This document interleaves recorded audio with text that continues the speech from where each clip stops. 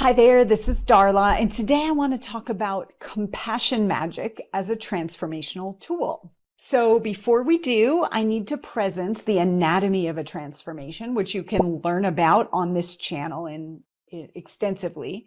The anatomy has 3 stages, and the middle stage we call the sourced experience. This is where the core energy shift happens. In this middle stage, there are 3 steps: release, receive, and rise. And right in the middle, that receive stage is about receiving a truth that's been hidden from your view, that once you see it, we'd say you love on it and you embrace it, right? It is free to have a new job. It can do something different. This is something that was based on a lie that we believed in our younger days, usually before the age of 7, and we've been operating like it's true. And so when we are in a transformation, we're creating a new awareness about this thing that we didn't know before. And then that new awareness creates a permanent shift in how we show up to life. The truth, I call it the small t truth, that's hidden from our view is hidden from our view for a reason, because if we, as a younger person, really were in the truth about this, it would have been very stressful or scary. For example, there were truths that were happening in my life growing up that if I was really aware of them, like received them back then, I would have felt so scared to be like living in the situation I was, because it wasn't actually super safe or healthy. And so I have to file it away like it is safe or healthy, or like it's something wrong with me, or I deserve that situation in order to survive. The reason I'm getting real deep into this is compassion magic is so good at holding space for people to see these hard truths that they've been really running from for a long time. As a transformational guide, your job is to hold space and help your client to see the truth. And you can do this by asking open-ended questions until they discover it, or you can use it with consent and, knowing they're committed, you can use your magic to help them see what they haven't seen before. And each type works a little bit differently in this stage. And this video is about compassion magic. Now, compassion magic is way less about getting a download from source, having an intuitive insight that, they did this and then this. And compassion magic is really about being so deeply present and safe that the person knows that no matter what they say, no matter what their hidden truth is, they will be received and they will not be judged. And that's how compassion magic helps create transformation. The way we do this is by having healthy boundaries, for one, so that the client knows they can actually trust you. And the other is practicing non-judgment. Compassion magicians love people so hard, right? They're just big balls of love, and they really don't judge. And so a client can be however, say whatever, as they're working toward accessing the truth. And compassion magic just holds it with a receptivity. And again, this is when a client is in a committed container and with consent to coach them and serve them at the highest level. Because sometimes what compassion magic really needs is to poke the bear, to let the client sit in their shit, so to speak, long enough that they feel the discomfort of it and they really want to get deeper into that truth. A shadow of a compassion magician can be wanting to fix, wanting to help, wanting to alleviate the pain ultimately, right?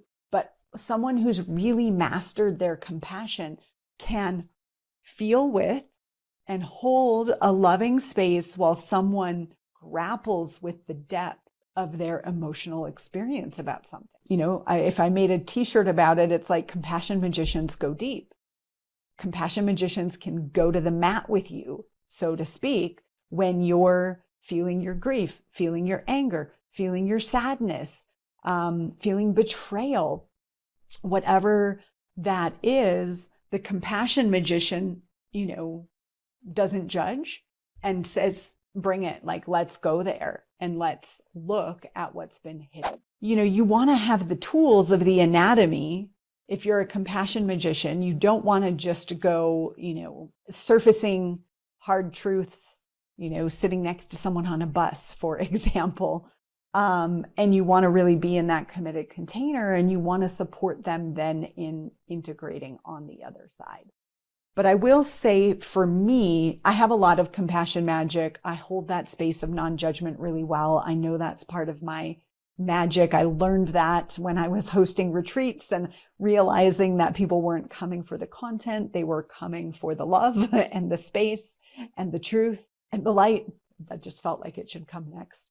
Yeah, so as a compassion magician, it's not about figuring out what's going on. It's just about being love as the person maybe, gets deeper and stream of consciousness gets to that truth that you feel in your heart, and that place where you just want to give them a deep, deep hug. And this isn't a let me help you, poor you hug at all.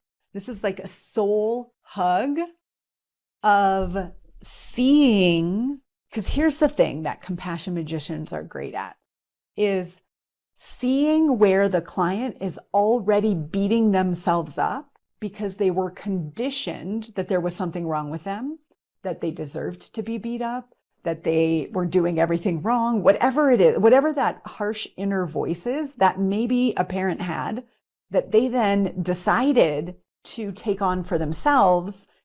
I'm going to beat myself up before you have a chance to, right? We all know this. We all know these people. I've been that person. Absolutely. And so a compassion magician can see those places and shine light and shine love in it and go, yeah. And maybe what if we just love that part of you? Or maybe what if we were just a little less hard on ourselves about that?